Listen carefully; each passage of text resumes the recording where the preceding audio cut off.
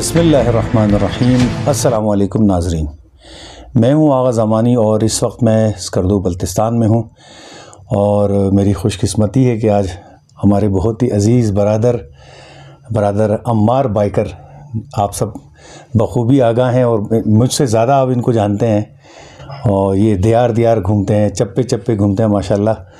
तो आज हमने सोचा कि इनके ख़यालात और इनकी एक्सपीरियंस जो ये मुख्तलिफ़ पाकिस्तान के ख़ूबसूरत मकामात पे घूमते हैं, ये कभी ये सूबे सिंध में होते हैं, कभी खैबर पख्तूनख्वा में होते हैं, कभी गिलगित बल्तिस्तान में होते हैं।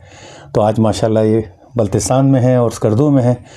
तो हमने सोचा कि आज अम्मार भाई की गुफ्तगू आपके साथ शेयर की जाए। अम्मार भाई अस्सलाम वालेकुम। वालेकुम अस्सलाम। आपको हम बल्तिस्तान में खुशामदीद कहते हैं जी। बहुत शुक्रिया जी, थैंक यू। तो हम चाहेंगे कि आपके जो मुख्तलिफ़ तजुर्बात हैं, जो आपने इन तमाम सालों में कोई 10-12 साल कम से कम आपको हो गए हैं ट्रैवल करते हुए, तो हम चाहते हैं कि आपने जो मुश्किलात देखी हैं और जिन मुश्किलात का सामना आपने किया है, हमारे जो नए नाज़रीन हैं जिन्हें ट्रैवल का शौक़ है, घूमने का शौक़ है, ख़ास तौर पे बाइक पे, तो वो उन मुश्किलात से ना गुज़रें। आपको ये शौक़ कैसे पैदा हुआ कि वो भी बाइक पे आप घूमने का आपने आगाज़ किया? बिस्मिल्लाहिर्रहमानिर्रहीम। सबसे पहले तो आपकी मेहमान नवाज़ी का बहुत शुक्रिया। बहुत अच्छा लगा यहाँ पे बल्तिस्तान में। मैं जब भी आता हूँ मुझे हमेशा ऐसे लगता है जैसे मैं अपने घर पे हूँ माशाल्लाह। तो ये इस इलाके की सबसे खूबसूरत बात है माशाल्लाह। दूसरा, आपने सवाल किया कि मुझे मोटरसाइकिल पे ट्रैवल करने का शौक़ कैसे पैदा हुआ। तो मोटरसाइकिल आपको पता है कि एक बेसिक कम्यूटिंग हमारे पास एक चीज़ है। बाकी पूरे पाकिस्तान में सबसे ज़्यादा लोग मोटरसाइकिल यूज़ करते हैं रोज़मर्रा के कामों के लिए। बाज़ार से कोई सौदा सल्फ लाना है या एक जगह से दूसरी जगह जाना है तो यूज़ करते हैं। तो मेरा भी यही था, यूनिवर्सिटी कॉलेज आना जाना मोटरसाइकिल पे होता था। तो वहाँ से फिर क्योंकि मैं इस्लामाबाद से बिलोंग करता हूँ तो मरी हमें बहुत करीब पड़ता है। सही। तो अक्सर फिर कभी कभी जो है ना कॉलेज से बंक मार लेते थे। अच्छा। और दोस्तों के साथ जो है ना मोटरसाइकिल पे जी बिल्कुल। तो दोस्तों के साथ मरी निकल जाते थे। फिर इसी तरह जो है ना ये शौक़ आहिस्ता आहिस्ता डेवलप हुआ। और एक तो सस्ती सवारी है, वैसे भी कॉलेज यूनिवर्सिटी लाइफ में आपको पता है बंदा खुद सेल्फ डिपेंडेंट नहीं होता, अपने पेरेंट्स पे या बड़े भाइयों पे डिपेंडेंट कर रहा होता है। तो उस टाइम फिर एक सस्ती सवारी है तो बंदा साथ ही साथ अपना एंजॉय भी करता रहता है। कभी कहाँ पहाड़ों में, कभी इस्लामाबाद के पास मारगला के पहाड़ों में निकल गए, कभी मरी निकल गए, कभी मरी से आगे। तो वहाँ से ये सिलसिला शुरू हुआ और वहीं से फिर ये आगे बढ़ता गया और फिर मरी तक बात नहीं रुकी, बस उससे आगे फिर नॉर्थ, फिर KP के साइड, कश्मीर, फिर सिंध, बलूचिस्तान। तो अल्हम्दुलिल्लाह ये पूरा पाकिस्तान इस तरह हम बाइक पे मतलब में घूमना फिरना स्टार्ट हो गया। अच्छा माशाल्लाह। अच्छा, इस वक्त आप माशाल्लाह बल्तिस्तान में और स्कर्दू सिटी में हैं, तो मैं बल्तिस्तान के हवाले से पूछना चाहूँगा कि आपने बल्तिस्तान को कैसा पाया और बल्तिस्तान वालों को कैसा पाया, इसके बारे में थोड़ा सा शेयर करें। जैसे कि मैंने पहले जिक्र किया कि मैं बल्तिस्तान जब भी आता हूँ मुझे ऐसा फ़ील होता है जैसे मैं अपने घर पे हूँ माशाल्लाह। यहाँ के लोग इंतहाई नफीस लोग हैं, बहुत नरम दिल लोग हैं, मेहमान नवाज़ हैं, इज़्ज़त करने वाले लोग हैं। और मैं भी जब यहाँ आता हूँ तो मैं यहाँ की जितने भी कल्चर है, जो नॉर्म्स हैं, यहाँ की जो तहज़ीब है, सकाफ़त है, उसका मेरी कोशिश होती है कि उसको पूरा ख्याल रखूँ। किसी भी चीज़ में जो है उसको मैं मतलब होता है ना कि मैं उसको कोई ऐसा काम ना करूं जिससे इस इलाके की तहज़ीब या कल्चर को जो है ठेस पहुंचे। तो बहुत अच्छे लोग हैं, बहुत बंदा सेफ़ फील करता है कहीं पे भी आप रुक जाएं। अब ज़ाहिर है मैं मोटरसाइकिल पे ट्रैवल करता हूं तो मेरे बहुत एक्सपेंसिव कैमरे वगैरह हैं, बाकी भी चीज़ें बड़ी महंगी हैं। और बाइक है, अब गाड़ी तो है नहीं कि लॉक हो जाए, बाइक पे ओपन रहती हैं। तो अब ये भी पॉसिबल नहीं कि मैं अगर 1 मिनट के लिए भी कहीं निकल के बाइक को रोक के कहीं गया हूँ, मैं किसी फ्यूल स्टेशन पे रुका हूँ, मैं फ़्रेश होने के लिए वॉशरूम गया हूँ, या मैं कहीं नमाज़ के लिए रुका हूँ, बाइक बाहर खड़ी की है, ज़रूरी नहीं कि मैं सारी चीज़ें उठा के अंदर लेके जाऊँ फिर आगे उनको लगाऊँ बाइक पे, तो ये बड़ा मुश्किल होता है। तो अल्हम्दुलिल्लाह यहाँ पे सबसे खूबसूरत बात यह है कि मैं सब कुछ बाइक पे छोड़ जाता हूँ। इवन मेरे फ़ोन्स वगैरह भी सामने अगर फ़ोन लगा हुआ है तो लगा हुआ है, कोई टेंशन नहीं है। यहाँ की सबसे हसीन बात यह है कि आपके सामान को कोई हाथ भी नहीं लगाएगा। माशाल्लाह। यहाँ पे लोग उसको अमानत समझते हैं। अगर रोड पे किसी की कोई चीज़, गाड़ी बाइक खड़ी है, सामान है, तो उसको अमानत समझते हैं और वो कभी भी अमानत में खयानत नहीं करते। 15 साल का मेरा तजर्बा है इन इलाकों में घूमने का, पूरा पाकिस्तान घूमा हूँ, तो इन इलाकों में कम से कम अल्हम्दुलिल्लाह इस चीज़ की मुझे कभी टेंशन नहीं रही। माशाल्लाह। यानी सबसे पहले आप यहाँ 15 साल पहले आए थे? 15 साल पहले आया और था। बल्कि आप ये भी बता रहे थे आप 70 पे आए थे? मैं 70 मोटरसाइकिल थी मेरे पास, जिससे मैंने अपने ट्रैवलिंग का आगाज़ किया था। मैंने बताया ना कि यूनिवर्सिटी कॉलेज में वही 70 बाइक पे ट्रैवल करते थे, तो बस उसी को मैं एक दिन लेके आ गया यहाँ पे। और उसके बाद फिर ये जो शौक़ था ये मज़ीद बढ़ गया माशाल्लाह। और बस अब पैशन है, उसी को ही साथ साथ कंटिन्यू कर रहे हैं। अच्छा, आपने जैसा बताया आपने कि 15 साल से आप आ रहे हैं, और 15 साल पहले कुछ और था मामला, सफ़र, रोड। अब आप आए हैं, रोड भी पहले की निस्बत बेहतर है, लेकिन अभी भी बहुत सारी कमियां हैं आपकी नज़र में अभी भी। यानी टूरिस्टों को किन चीज़ों की मुश्किलात का सामना करना पड़ता है, या किन किन चीज़ों की कमी है अभी भी यहाँ ट्रैवलर के लिए? अच्छा, सबसे जो बड़ी चीज़ है ना वो कम्युनिकेशन है। जब आप रोड पे सफ़र कर रहे होते हैं तो अगर आपके पास मोबाइल नेटवर्क नहीं है तो ये बहुत बड़ी जो है ना कमी है। सही। अब यहाँ पे क्योंकि गिलगित बल्तिस्तान और कश्मीर में सिर्फ एस्कॉम चलता है, बड़े शहरों में तो चलो बाकी नेटवर्क्स भी चलते हैं स्कर्दू में जैसे लेकिन अगर रिमोट एरियाज़ में आप चले जाए तो वहाँ सिर्फ आपको एस्कॉम चलता है। ये एक सबसे बड़ा इशू है कि अगर कोई बंदा वंस इन अ ईयर सफ़र करता है तो वो फिर ज़ाहिर है एस्कॉम की सिम लेके रखेगा तो अगले साल फिर आने से पहले वो बंद हुई होगी, तो वो एक 100 किस्म के मसाइल के वो सिम कहाँ से लेनी है, कहाँ से एक्टिव कराना है, तो ये एक मसला है। बाकी नेटवर्क्स को भी यहाँ पे इजाज़त दी जाए ऑपरेशन करने की, ताकि कनेक्टिविटी बनी रहे। टूरिस्ट है, पहाड़ी इलाके हैं, हर मिनट के अंदर सिचुएशन बदल रही है यहाँ पे। यहाँ मौसम का कोई भरोसा नहीं है, तेज़ धूप निकली और अगले ही टर्न के बाद आपको बारिश मिल जाएगी। तो ऐसी सिचुएशन में रोड्स हैं, पहाड़ हैं, पत्थर आने लग जाते हैं, लैंडस्लाइड हो जाती है, कोई भी मसला हो जाता है। तो ऐसी सिचुएशन में किसी भी इमरजेंसी सर्विसेज को कांटेक्ट करने के लिए आपको नेटवर्क चाहिए, जिसकी यहाँ पे बहुत ज़्यादा कमी है। मेन शाहराएँ जो हैं, जैसे शाहराए बल्तिस्तान है या काराकोरम हाईवे है, उनमें बहुत जगहों पे आपको बड़ी सिटीज़ के साथ जब आप गुजर रहे हैं तो आपको नेटवर्क मिल जाता है। लेकिन थोड़ा सा अगर आप रिमोट एरियाज़ में चले जाएँ तो वहाँ पे फिर आपको ये मसले होते हैं। तो ये सबसे इम्पॉर्टेंट चीज़ है कि जो कनेक्टिविटी है वो यहाँ पे प्रोवाइड की जानी चाहिए। सही। अच्छा, इसी तरह आपको यहाँ सफ़र करते हुए या इस आप जो निकलते हैं अपने जर्नी के लिए, तो सबसे बड़ा चैलेंज आपके सामने क्या होता है, और क्या आपने कभी आपने आपको अकेला महसूस किया, कोई खौफ आया कभी? क्योंकि मैं एक बाइकर हूँ और मेरा सबसे बड़ा चैलेंज जो है ना एक बाइकर को, एक मोटरसाइकिलिस्ट को जो होता है वो वेदर का होता है। सही। क्योंकि गर्मी हो तो गर्मी भी बाइक पे ज़्यादा लगती है, और अगर सर्दी हो तो सर्दी भी बहुत एक्सट्रीम लेवल की होती है। क्योंकि जब आप बाइक पे ट्रैवल कर रहे हैं तो आप एक एक मिनट के अंदर मौसम के साथ एडजस्ट हो रहे हैं। गाड़ी में अगर आप ट्रैवल कर रहे हैं तो आपको बाहर के मौसम का नहीं पता, बाहर बर्फ़ पड़ी है या बाहर बहुत गर्मी है, अंदर आप एक नॉर्मल मॉडरेट टेम्परेचर में बैठे हुए हैं। लेकिन बाइक पे आप हर इलाके से गुजर रहे हैं तो उस मौसम के साथ आप एडजस्ट होते जा रहे हैं। सही। लेकिन सम टाइम मौसम काफ़ी वर्स्ट हो जाता है। बारिश के केस में थोड़ी बहुत बारिश हो तो चलो बंदा रेन सूट वगैरह सब कुछ पहन लेता है तो बचत हो जाती है, लेकिन वो पूरा दिन नहीं चल सकता। सही। इवेंचुअली रेन सूट के अंदर भी पानी कहीं ना कहीं से चला जाता है। पानी ना भी जाए तो 100 मसाइल है ना। मोटरसाइकिल रोड पे सेफ़ नहीं है बारिश में ना, कहीं भी स्लिप हो सकती है, कुछ भी हो सकता है। तो सबसे बड़ा जो चैलेंज एज अ बाइकर मुझे फेस करना पड़ता है वो वेदर का है, और वो ऐसी चीज़ है वो अनप्रिडिक्टेबल है। पहाड़ों का वेदर हमेशा अनप्रिडिक्टेबल होता है। अच्छा। अगर आप वेदर फोरकास्ट भी देखें तो वो हर मिनट के अंदर बदल रही होती है, क्योंकि पहाड़ है यहाँ पे, जहाँ पे एयर प्रेशर क्रिएट होता है, बादल आ जाते हैं, अगले लम्हे वो निकल जाते हैं। तो ये सबसे बड़ा चैलेंज है। सही। अच्छा, आप क्योंकि एक व्लॉगर भी हैं, आप क्योंकि व्लॉग बनाते हैं, जहाँ जाते हैं मुख्तलिफ आपका कंटेंट होता हुआ, तो आप क्या समझते हैं आपके कंटेंट में और दीगर जो कंटेंट बनाने वाले हैं उसमें क्या मुनफरिद चीज़ है, और आपका मेन मकसद और थीम क्या होता है?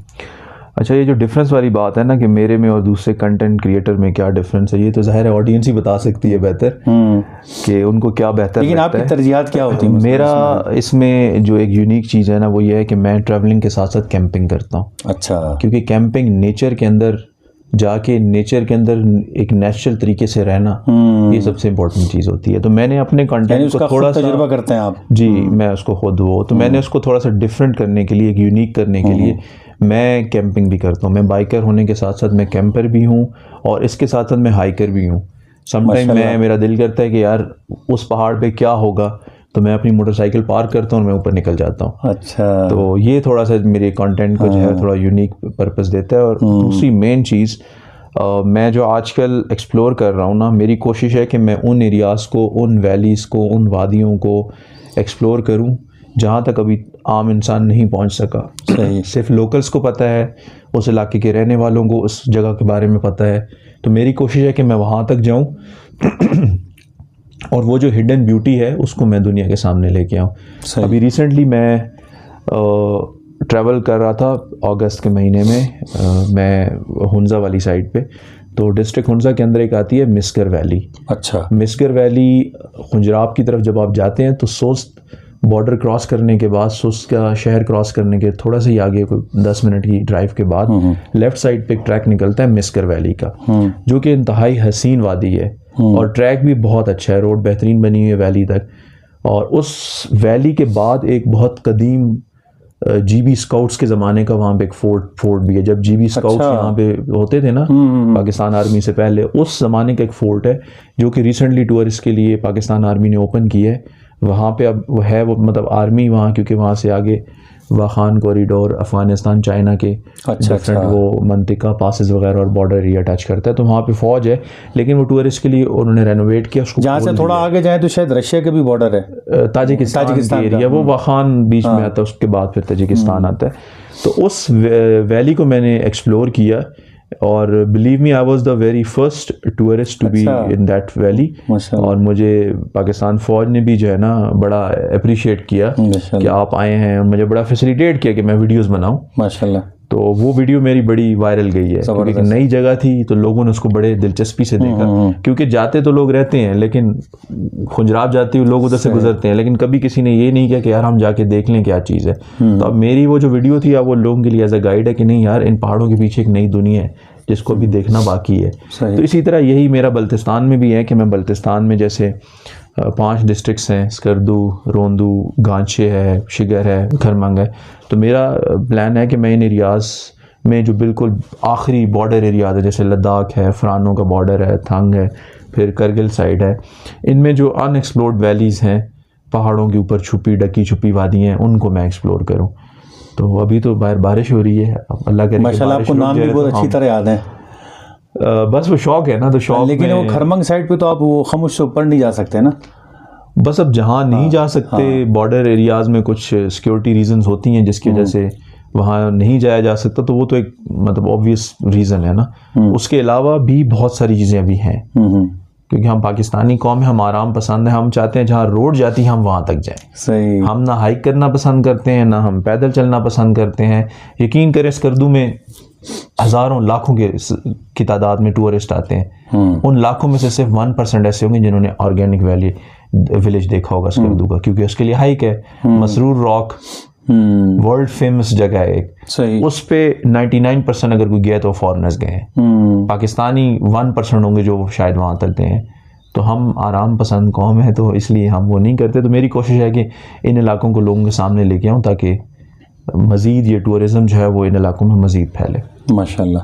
अच्छा, ये जिस तरह आपने कहा, आपके जहन में जो यहाँ के बारे में होता है और ट्रैवल करते हैं, उससे पहले आप पूरी तैयारी करते हैं और यहाँ ट्रैवल करते हैं, तो उस तनाजुर में आप जो नए जो ट्रैवलर बनना चाहते हैं या जिन्हें शौक़ है मुख्तलिफ़ जगहों को खोजने का और लोगों तक वो पहुँचाने का उन वीडियोज़ को, तो उनके लिए क्या पैगाम देना चाहेंगे आप? देखिए, अगर आप किसी भी इलाके में जा रहे हैं ना, तो एक होता है ट्रैवल करना और एक होता है ट्रैवल को पर्पसफुल एक्टिविटी समझ के ट्रैवल करना। कि आप स्कर्दू आ रहे हैं तो क्या देखने आ रहे हैं? बर्फ़ के पहाड़ देखने आ रहे हैं, मौसम ख़िज़ां देखने आ रहे हैं? नहीं, ये आपका पर्पस नहीं होना चाहिए। आपका पर्पस ये होना चाहिए कि आप उस इलाके की सकाफ़त को, उस इलाके के कल्चर को, उस इलाके के रहन सहन को, वहाँ के लोग रहते कैसे हैं, वो क्या ज़ुबान बोलते हैं, उनका क्या हिस्ट्री है, किस तरह वहाँ पे लाइफ इवॉल्व हुई, किस तरह ज़िंदगी वहाँ पे शुरू हुई, प्री इस्लाम से पहले क्या कौन लोग यहाँ रहते थे, फिर कैसे यहाँ इस्लाम आया। तो ये हिस्ट्री और कल्चर एक बहुत इम्पोर्टेंट जो है ना चीज़ है ट्रैवलिंग के अंदर। अगर आप इस चीज़ को जाने बिना किसी इलाके में आएंगे तो फिर आपने सिर्फ नज़ारे देखे हैं, उन नज़ारों को पीछे की जो कहानी है वो आपने मिस कर दी है। तो मेरा तमाम देखने वालों को यही मैसेज होगा कि जहाँ भी आप जाते हैं उस इलाके की हिस्ट्री कल्चर को आप लोकल से सीखें, लोकल्स के साथ रहें, उनका कल्चर देखें, उनसे बातचीत करें, उनकी ज़ुबान इस तरह आप छोटे मोटे कुछ अल्फाज आप समझ जाएंगे कि वो कौन सी ज़ुबान बोलते हैं, किस तरह वो बोलते हैं, तो कुछ चीज़ें आप उसमें सीखेंगे। और साथ ही साथ कल्चर बहुत इंपॉर्टेंट चीज़ है। पाकिस्तान कल्चर में एक डाइवर्स कंट्री है। अगर आप साउथ से वेस्ट ईस्ट से वेस्ट जाएं या नॉर्थ से साउथ जाएं ना, तो आपको हर कुछ किलोमीटर्स के बाद डिफरेंट कल्चर मिलता है। पंजाब में इवन अगर आप पंजाब की बात करें जो सबसे बड़ा सूबा है, तो पंजाब में बेतहाशा कल्चरल वेरिएशंस हैं, एक डाइवर्स कल्चर है। हर थोड़े टाइम के बाद हर ज़िले का कल्चर डिफरेंट है। इसी तरह सिंध हो गया, बलोचिस्तान हो गया, KPK में चले जाएं उनकी रिवायात डिफरेंट है, मुख्तलिफ रंग हैं। GB में आ जाएं, फिर कश्मीर चले जाएं। तो ये पाकिस्तान के अंदर एक सबसे बड़ी अल्लाह की एक नेमत है कि जो हर तरह का कल्चर, और साथ ही साथ मौसम भी। एक टाइम में यहाँ बर्फ़ पड़ी और इसी टाइम में अगर आप सिंध के रेगिस्तानों में चले जाएं तो वहाँ आपको 40+ 50+ डिग्री टेम्परेचर मिल रहा होता है। तो ये एक बहुत बड़ी नेमत है। तो इसको मतलब आप एक डिफ्रेंशिएट भी कर सकते हैं। एक तरफ आप बिल्कुल सी लेवल पे और एक तरफ आप दुनिया के बुलंदो वाला पहाड़ी सिलसिले काराकोरम के अंदर बैठे हुए हैं। बिल्कुल। तो ये और किसी कंट्री के अंदर नहीं है ये चीज़ जो हमारे पास है। माशाल्लाह। जो इधर उधर जाते हैं बाइकों पे, वो पहले किस तरह तैयार होकर जाएं, मेन क्या ज़रूरतें होती हैं जो एक बाइकर को साथ रखनी चाहिए, किन बातों का ख्याल रखना चाहिए? चलें इसी आखिरी बात के साथ इसको कंक्लूड करते हैं। मैं यहाँ पे 2 चीज़ें बताऊँगा। अगर आप गाड़ी में ट्रैवल कर रहे हैं या बाइक पे, हमेशा एक चीज़ का आप ख्याल रखें जब भी आप इन इलाकों में ट्रैवल करें, चाहे बाइक पे हैं चाहे गाड़ी पे हैं, सबसे पहले वेदर फोरकास्ट देख के। बारिश में कोशिश करें ना ट्रैवल करें, जहां आप रुके हुए हैं वहीं पे रुक जाएं, क्योंकि बारिश में ये इलाके किसी को नहीं पता कब क्या हो जाए। तो बेहतर तरीका यह है कि बारिश के टाइम पे आप पहाड़ी इलाकों में बिल्कुल सफ़र ना करें, रुक जाएं, इंतज़ार कर लें। यहाँ बारिशें इस तरह नहीं होती कि पूरा महीना बारिशें, हफ्ता बारिशें, यहाँ चंद घंटों के लिए बारिश आती है और फिर मौसम क्लियर हो जाता है। दूसरी चीज़, किसी भी इमरजेंसी से निपटने के लिए आपके पास इमरजेंसी फ़ूड होना बहुत ज़रूरी है। आप अपनी गाड़ी या बाइक पे अपने पास कुछ ऐसी फ़ूड रखें, अल्लाह ना करे आप रोड पे चलते हुए जा रहे हैं और आपके आगे भी लैंडस्लाइड हो गई, पीछे भी, और बीच में आप फंस गए, क्योंकि इन इलाकों में लैंडस्लाइड को क्लियर करने में बहुत टाइम लगता है। पहाड़ के एज पे रोड बना हुआ है, ऊपर से उस पर लैंडस्लाइड हो गई तो वहाँ मशीनरी का पहुँचना समटाइम 2-2, 3-3, 4-4 दिन या हफ्ता भी लग जाता है। तो ऐसी सिचुएशन में आपके पास कम से कम इमरजेंसी फ़ूड हो, कुछ ड्राई फ्रूट्स रख लें, कुछ स्नैक्स रख लें, बिस्किट्स रख लें। ये चीज़ें आपके पास हर टाइम जो है ना, ऑल द टाइम आपके बैग्स में, आपकी गाड़ी के अंदर, बाइक पे मौजूद होनी चाहिए। दूसरी चीज़ है, सेफ्टी के लिए फ़र्स्ट एड किट आपके पास होनी चाहिए। अल्लाह ना करे कोई मौसमी उसकी वजह से कोई ज़ुकाम बुखार ऐसा कुछ हो जाता है, वो दवाई आपके पास होनी चाहिए। कोई जो है ना बैंडेजेस वगैरह कुछ होनी चाहिए। ये इमरजेंसी सर्विसेज, आप इस तरह की चीज़ें आपके पास ऑल द टाइम मौजूद होनी चाहिए। और बाइकर्स के लिए एक अलग चीज़ वो ये है कि बाइकर्स को तमाम सेफ्टी गियर के साथ जो है राइड करना चाहिए। हेलमेट बहुत इंपॉर्टेंट है, आपके जूते प्रॉपर होने चाहिए। अल्लाह ना करे कहीं पे आप स्लिप होते हैं, पाँव नीचे लगता है, तो जूता ऐसा हो जो रगड़ने से फट के आपके पाँव को नुकसान ना हो। इसी तरह हाथों पे आप प्रोटेक्टिव ग्लव्स होते हैं जिनमें प्रोटेक्शन लगी होती है, जहाँ जहाँ आपकी बोन्स हैं, जोड़ हैं, उन पे वो ग्लव्स यूज़ करें। राइडिंग जैकेट आती है, उसमें आपके तमाम जितने भी जॉइंट्स हैं, बोन्स हैं, ये जगह हैं, आपकी मेन बैकबोन है, वो उस पर प्रोटेक्शन होती है। नी गार्ड्स आप पहने ताकि अगर आप खुदा न खास्ता कहीं पे बाइक किसी भी टाइम स्लिप हो सकती है, तो ये जगह चीज़ें आपकी ना महफूज रहें। तो ये कुछ प्रिकॉशंस हैं जो हर बंदे को लेनी चाहिए। इसके बिना ट्रैवल करना मेरे ख्याल में बेवकूफ़ी है, क्योंकि हर चीज़ आप हुकूमत पे या सिक्योरिटी इदारों पे या इमरजेंसी सर्विसेज पे नहीं छोड़ सकते कि हमें कुछ हो जाएगा तो डॉक्टर्स पहुंच जाएंगे। इन इलाकों में इमरजेंसी सर्विसेज को पहुंचने में टाइम लगता है। सो माशाल्लाह, बहुत शुक्रिया। क्लियर हो गया माशाल्लाह, बहुत माशाल्लाह, शुक्रिया फॉर ऑल द हॉस्पिटैलिटी। सलामत, अल्लाह आपको सलामत रखे, मुझे भी दुआ में याद रखिए कि मेरा आगे का सफ़र सलामत अच्छा रहे। और तमाम देखने वालों से भी रिक्वेस्ट है कि जितने भी रोड पे चल रहे हैं सबको भी अपनी दुआ में याद रखा करेंगे, अल्लाह सबका सफ़र खैर आफियत से करे, आमीन। और मुझे भी दुआ में याद रखिए माशाल्लाह। नाज़रीन, उम्मीद करता हूँ कि आपको बरदर अम्मार बाकर की ये गुफ्तगू बहुत पसंद आई होगी, और अगर आपको हमारी ये गुफ्तगू, ये वीडियो पसंद आई है तो इसे अपने दोस्त अहबाब के नंबरों पर शेयर कीजिए और हमारे इस चैनल को सब्सक्राइब कीजिए। इंशाल्लाह फिर किसी शख्सियत के साथ हाज़िर होंगे। जब तक के लिए स्कर्दू बल्तिस्तान से मुझे इजाज़त दीजिए। खुदा हाफिज़।